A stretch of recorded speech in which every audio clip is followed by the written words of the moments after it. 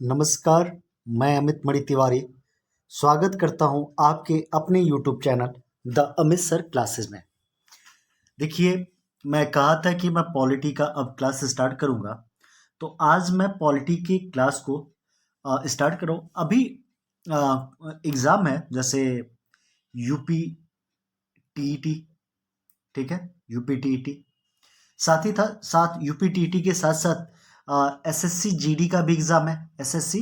GD SSC GD का भी exam है, वहां पे भी प्रश्न पूछा जाएगा, ठीक है।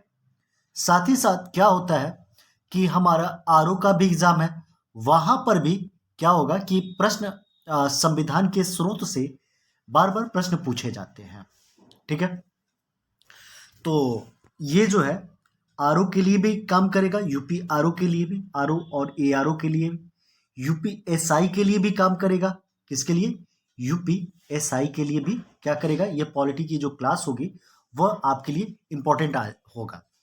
अब देखिए, बात करें यहां पर कि जो संविधान का स्रोत है, ठीक है, क्या संविधान का स्रोत, संविधान के स्रोत जो है, संविधान में ये स्रोत कहां से लिए गए हैं? जो जो भी हमारे संविधान में शब्दों का उल्लेख है, इन शब्दों को हमारे संविधान में कहां से लेकर डाला गया है, यही प्रश्न किया जा रहा है। तो अगर हम बात करें तो हमारे संविधान में, ठीक है, जो अधिकांश भाग होता है ना, हमारे संविधान का अधिकांश भाग वो भारत शासन अधिनियम 1935 से लिया गया है। एक्चुअली हुआ क्या था कि आप लोगों को याद है कि साइमन कमीशन आया था 1928 में, ठीक है, साइमन कमीशन, ठीक है। साइमन कमीशन 1928 में भारत जब आया था, ठीक है, तो इसी साइमन कमीशन के रिपोर्ट के आधार पर लंदन में, कहां पर, सुनते रहिएगा बात को, लंदन में 3 गोलमेज सम्मेलन कराया गया। कितने गोलमेज सम्मेलन? 3। कब कब? एक 1930 में हुआ, एक 1931 में हुआ और एक 1932 में हुआ। अब ध्यान दीजिएगा, पहली बात कि लंदन में जो गोलमेज सम्मेलन हुआ वो साइमन कमीशन के रिपोर्ट पर हुआ। किसके रिपोर्ट पर हुआ? साइमन कमीशन के, ठीक है। और कितने हुए? 3 हुए। प्रश्न आता है कि पहला कब हुआ, दूसरा कब हुआ और तीसरा कब हुआ? तो 1930 में पहला हुआ, 1931 में दूसरा हुआ और 1932 में तीसरा हुआ। अब इसी गोलमेज सम्मेलन के रिपोर्ट के आधार पर क्या किया गया? भारत शासन अधिनियम पास किया गया। क्या पास किया गया? भारत शासन अधिनियम 1935। किसके रिपोर्ट पर आया? तो ये आया गोलमेज सम्मेलन के रिपोर्ट पर। गोलमेज सम्मेलन कहां पर हुआ था? लंदन में। अब देखिए, गोलमेज सम्मेलन की बात कर रहा हूं, तो गोलमेज सम्मेलन जो है, 3 गोलमेज सम्मेलन हुए, 1930, 1931 और 1932। ये जो 3 गोलमेज सम्मेलन हुए, इन तीनों गोलमेज सम्मेलन में doctor doctor B R Ambedkar जो जी थे, ये यहां पर उपस्थित थे, यानी भीमराव अंबेडकर तीनों गोलमेज सम्मेलन उपस्थित थे, ठीक है। गांधी जी मात्र दूसरे, जो सेकेंड गोलमेज सम्मेलन हुआ था, सेकेंड यानी दूसरे गोलमेज सम्मेलन में क्या हुए थे? गांधी जी उपस्थित थे। ये प्रश्न आता है कि गांधी जी कौन से वाले गोलमेज सम्मेलन थे? दूसरे। और तीनों गोलमेज सम्मेलन कौन था? डॉक्टर भीमराव अंबेडकर। अब उसी गोलमेज सम्मेलन के आधार पर भारत शासन अधिनियम पास किया गया। और भारत शासन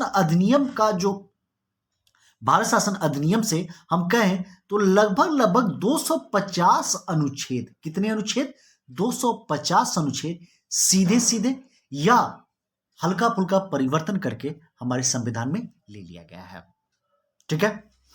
तो आपसे प्रश्न आता है कि भारतीय संविधान का जो स्रोत है, ठीक है, तो अधिकांश भाग या भारतीय संविधान के स्रोत में सबसे ज्यादा झलक किसकी देखने को मिलती है? तो आपको देखने को मिलती है भारत शासन अधिनियम 1935 की, ठीक है। अब देखिए, ये पहला प्रश्न हो जाता है। कहा जा रहा है कि ब्रिटेन से हमने क्या लिया? तो ब्रिटेन से संसदीय शासन प्रणाली को हमने लिया, ठीक है। कौन सी शासन प्रणाली? संसदीय, जो पार्लियामेंट्री सिस्टम है ना, ये हमने संसदीय शासन प्रणाली कहां से हमने लिया? ब्रिटेन से लिया, ठीक है। कहां से लिया हमने? ब्रिटेन से लिया। इसका मतलब हुआ कि हमारे यहां जो लोकतांत्रिक सिस्टम है, लोकतांत्रिक व्यवस्था, ठीक है, लोकतांत्रिक, यानी हमारे यहां जो संसद कार्य करती है, यह संसद ब्रिटेन के समान कार्य करती है। कैसे कार्य करती है? ब्रिटेन के समान। हमने संसदीय शासन प्रणाली को कहां से ले लिया? ब्रिटेन से। अब देखिए विधि का शासन, ठीक है, विधि का शासन भी हमने क्या किया? ये भी ब्रिटेन से लिया। तो आप जब अनुच्छेद 14 पढ़ते हैं, अनुच्छेद 14 आर्टिकल 14, इसमें दो शब्दों का उल्लेख है, एक विधि का शासन, एक किसका उल्लेख है? विधि का शासन, जिसे हम क्या किए हैं? इसे हम ब्रिटेन से लिए हैं। और दूसरा जो हमें देखने को मिलता है, विधियों का समान संरक्षण, विधियों का समान संरक्षण, विधियों का जो समान संरक्षण है ना, इसे हमने यूएसए के संविधान से लिया है। मोस्ट इंपॉर्टेंट पॉइंट है, विधियों का समान संरक्षण, ये कहां से लिया गया? ये यूएसए के संविधान यानी अमेरिका के संविधान से लिया गया है। और विधि का शासन हमने कहां से लिया है? ऑलरेडी हमने कहां से लिया है? हमने ब्रिटेन से लिया है। तो बार बार पूछा जाता है कि विधि का जो शासन है ये हमने कहां से लिया है? हमने ये ब्रिटेन से लिया है। अब देखिए थोड़ा सा मैं आपको समझा दूं कि विधि का शासन और विधियों के समान संरक्षण, इसका अंतर क्या है। तो जो विधि का शासन है ना, ये एक निगेटिव थॉट हमको देता है, ठीक है, क्या देता है? निगेटिव थॉट देता है, यानी हमको कहा जाए तो यह हमें नकारात्मक विचार देता है। कैसा विचार देता है? नकारात्मक। इसका मतलब यह हुआ कि कह रहा है कि विधि का शासन जो हमें बता रहा है, ये कह रहा है कि विधि के समक्ष सारे लोग क्या है ना, बराबर है। आप ये बताओ कि दो लोग हैं, एक है पीटी उषा, ठीक है, और एक है अरुणिमा सिन्हा। अरुणिमा सिन्हा, पीटी उषा धावक है और अरुणिमा सिन्हा पर्वतारोही हैं। अगर विधि का शासन कह रहा है कि सारे लोग समान है, तो ये कह रहा है कि पीटी उषा दौड़ कर रही हैं, तो उसी दौड़ में अरुणिमा सिन्हा को भी दौड़ाओ। तो आप ही बताइए जीतेगा कौन? पीटी उषा जीतेंगी ना, अरुणिमा सिन्हा तो जीतेंगी नहीं, क्योंकि अरुणिमा सिन्हा पर्वतारोही हैं और पीटी उषा को क्या किया गया है?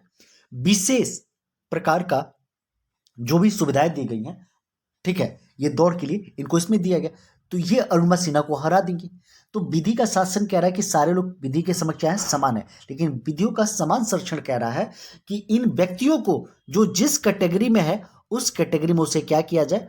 विशेष आरक्षण का व्यवस्था किया जाए, ठीक है ना। अब देखिए ब्रिटेन से ही हमने एकल नागरिकता लिया है, और भारत में कैसी व्यवस्था है? एकल नागरिकता है ना, ठीक है, हम क्या है? एकल नागरिक हैं, यानी हम अपने देश भारत के ही नागरिक हैं, जबकि हम यूपी के डोमिसाइल हैं, निवासी हैं, यानी हम कैसे हैं? एकल नागरिकता। यानी एकल नागरिकता जो है वह कहाँ से लिया गया? ब्रिटेन के संविधान से लिया गया। अमेरिका के संविधान से हमने क्या क्या लिया है, जरा देखते हैं। तो हमने जो प्रस्तावना है ना, प्रस्तावना जो है ये अमेरिका के संविधान से लिया है। मूल अधिकार, फंडामेंटल राइट्स, ये भी हमने क्या किया है? अमेरिका के संविधान से लिया है। राष्ट्रपति का निर्वाचन और राष्ट्रपति पर महाभियोग, ठीक है, राष्ट्रपति पर महाभियोग, आप जरा बताइएगा किस अनुच्छेद के तहत राष्ट्रपति पर महाभियोग लगाया जाता है? राष्ट्रपति का निर्वाचन और राष्ट्रपति का महाभियोग, ये दोनों क्या किया गया है? ये हमने कहां से लिया है? ये हमने यूएसए से लिया है। उपराष्ट्रपति का पद, ये हमने कहां से लिया है? ये हमने यूएसए से लिया है। न्यायिक पुनरावलोकन, ठीक है, एक प्रश्न आता है कि भारतीय संविधान और यूएसए के संविधान, भारतीय संविधान और अमेरिका के संविधान में क्या प्रावधान है? तो हम कहते हैं न्यायिक पुनरावलोकन। किसमें? भारत में भी है, यह बात भारत में भी है, न्यायिक पुनरावलोकन, और यूएसए के संविधान में। पूछा जाता है कि निम्नलिखित में से कौन कौन सा जो है समान है भारत और अमेरिका के संविधान में? तो हम कहते हैं न्यायिक पुनरावलोकन, न्यायिक पुनरावलोकन, ठीक है, क्लियर। इसका मतलब होता है कि कोई भी न्यायालय अपने ही द्वारा दिए गए निर्णय को क्या करेगा? बदल देगा। हमने आपको मैं बताऊं तो 1960 में केस आया था इनरी वेरुवारी,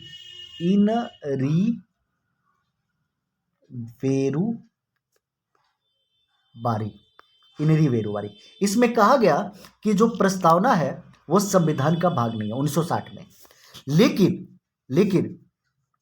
1973 में केस आया था केशवानंद भारती बनाम केरल राज्य।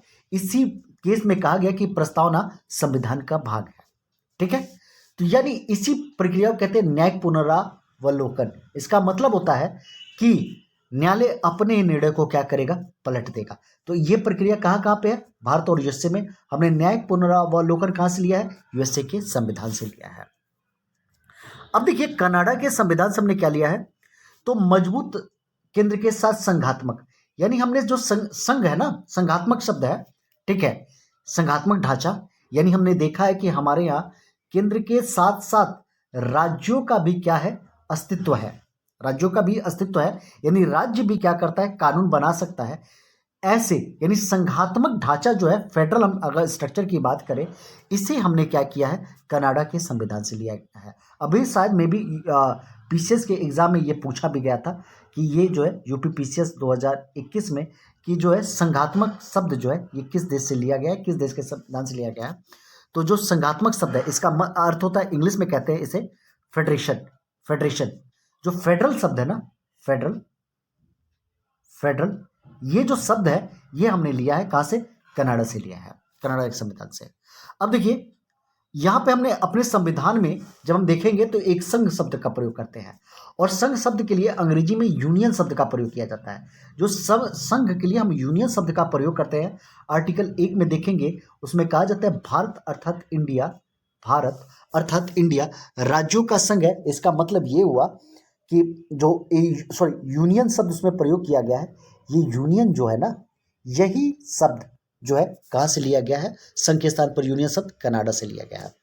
अब देखिए आप समवर्ती सूची देखे होंगे, उसमें जैसे समवर्ती कह रहा हूं, सातवीं वाली सूची, जिसमें आप 3 सूची देखते हैं, संघ सूची, राज्य सूची, राज्य सूची और समवर्ती सूची। कौन सी सूची, समवर्ती सूची। इन 3 के अलावा मान लीजिए कि कुछ ऐसे विषय हैं जो विषय इन तीनों में शामिल नहीं किया गया, ठीक है, तो वो विषय कहलाते हैं अवशिष्ट विषय। कौन से विषय कहलाते हैं, अवशिष्ट विषय। वे अवशिष्ट विषय जो है ना वो चले गए हैं केंद्र के पास। तो अवशिष्ट विषय जो है ये केंद्र के पास है। ये हमने किस देश के संविधान से लिया है, ये हमने कनाडा के संविधान से लिया है। कहाँ के संविधान से लिया है, कनाडा के संविधान से। साथ ही साथ हम राज्यपाल की नियुक्ति करते हैं, ठीक है, राष्ट्रपति राज्यपाल की नियुक्ति करता है, ठीक है। तो राज्यपाल की जो नियुक्ति है ये भी कहां से लिया गया, कनाडा के संविधान से लिया गया है, आयरलैंड से। राज्य का नीति निर्देशक तंत्र, जैसे हम डीपीएसपी कहते हैं, क्या कहते हैं, डीपीएसपी, ठीक है, क्या बोलते हैं हम, डीपीएसपी बोलते हैं, ठीक है। तो इस डीपीएसपी को भी हमने क्या किया है, इसे हमने आयरलैंड के संविधान से लिया है। राष्ट्रपति राज्यसभा में 12 सदस्यों को मनोनीत करता है, और ये जो 12 सदस्य है ना, ये कला, किसमें, कला, कला, विज्ञान, विज्ञान, साहित्य, साहित्य व समाज सेवा से आते हैं। कहां से आते हैं, समाज सेवा। ऐसे व्यक्ति जो 4 क्षेत्रों में निपुण हो, किसमें, कला में निपुण हो, विज्ञान में निपुण हो, साहित्य में निपुण हो, वह समाज सेवा में निपुण हो, तो ऐसे व्यक्ति को क्या करता है राष्ट्रपति, ऐसे 12 व्यक्तियों को राज्यसभा में मनोनीत करता है। तो जो हम राज्यसभा में 12 व्यक्तियों को मनोनीत करते हैं, इन 12 व्यक्तियों को जो मनोनीत करने की प्रावधान है यह लिया गया आयरलैंड के संविधान से। फ्रांस के संविधान से हमने क्या लिया है, गणराज्य। गणराज्य का मतलब होता है कि राष्ट्राध्यक्ष का चुनाव। जैसे हमारे यहाँ राष्ट्रपति का क्या होता है, राष्ट्रपति का चुनाव होता है, इसी चुनाव की प्रक्रिया को ही कहते हैं गणराज्य। जिस देश में अगर राष्ट्रपति का चुनाव नहीं होता, जैसे ब्रिटेन में राष्ट्रपति का चुनाव नहीं होता है, ब्रिटेन में क्या होता है, राष्ट्रपति का चुनाव नहीं होता है। तो ब्रिटेन में जब राष्ट्रपति का चुनाव नहीं होता है तो ब्रिटेन गणराज्य नहीं है। ब्रिटेन क्या नहीं है, गणराज्य नहीं है। यानी जिस देश में राष्ट्रपति यानी राष्ट्राध्यक्ष का चुनाव होता है वो देश क्या कहलाता है, गणराज्य कहलाता है। अब देखिए प्रस्तावना में 3 शब्द हैं, कौन कौन से, स्वतंत्रता, समानता व बंधुता। ये जो 3 शब्द है ना, स्वतंत्रता, समानता, बंधुता, ये तीनों शब्द हमने फ्रांस के संविधान से लिया है, ठीक है। कहां से लिया है, फ्रांस के संविधान से। अब देखिए यहां पे अगर हम बात करें कि दक्षिण अफ्रीका के संविधान से हमने क्या लिया है, ठीक है, किसके, दक्षिण अफ्रीका के संविधान से।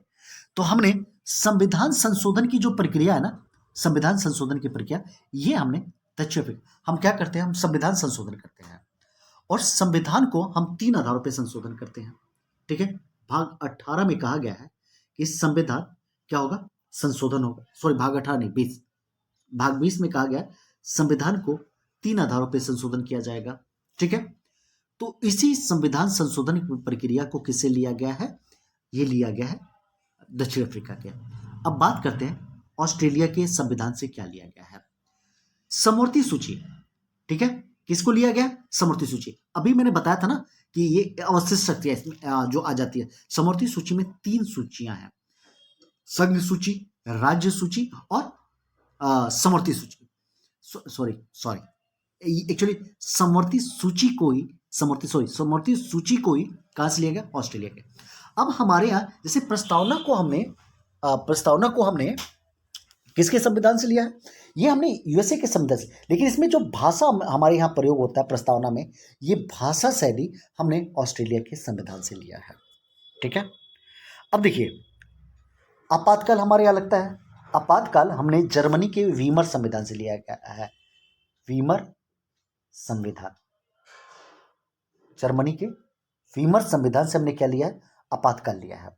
मूल अधिकारों का निलंबन, आप देखे होंगे ना, जब आपातकाल लगता है तो आपातकाल के दौरान इन मूल अधिकारों का जो निलंबन होता है, ये हमने कहाँ से लिया है, ये लिया है जर्मनी से। और ये जो मूल अधिकार है, ये 20 और 21 को छोड़ के, अनुच्छेद 20 और 21 को छोड़ के बाकी जो मूल अधिकार है वो क्या होते हैं, निलंबित हो जाते हैं। और सोवियत संघ को जैसे हम USSR, अब इस समय हम इसे रूस कह सकते हैं। इस रूस से हमने क्या किया है, मूल कर्तव्य को लिया है। क्या लिया है, मूल कर्तव्य को। ठीक है, तो मैं उम्मीद कर रहा हूँ कि ये जो है, जितने भी आपको ये पॉलिटी के स्रोत जो मैंने बताया है, ये आपके लिए बहुत ज़्यादा महत्वपूर्ण हो जाएगा। आप क्या करिएगा, इसे एक बार रिवाइज कर लीजिएगा। मैं कोशिश करूंगा कि अपने टेलीग्राम चैनल को इस पर इंक्लूड कर दूं और इस टेलीग्राम चैनल पे इस PDF को क्या करूंगा, मैं आपको प्रोवाइड करा दूंगा। तो आप इसे शेयर भी करिए, लाइक से कमेंट भी करते जाइए। धन्यवाद।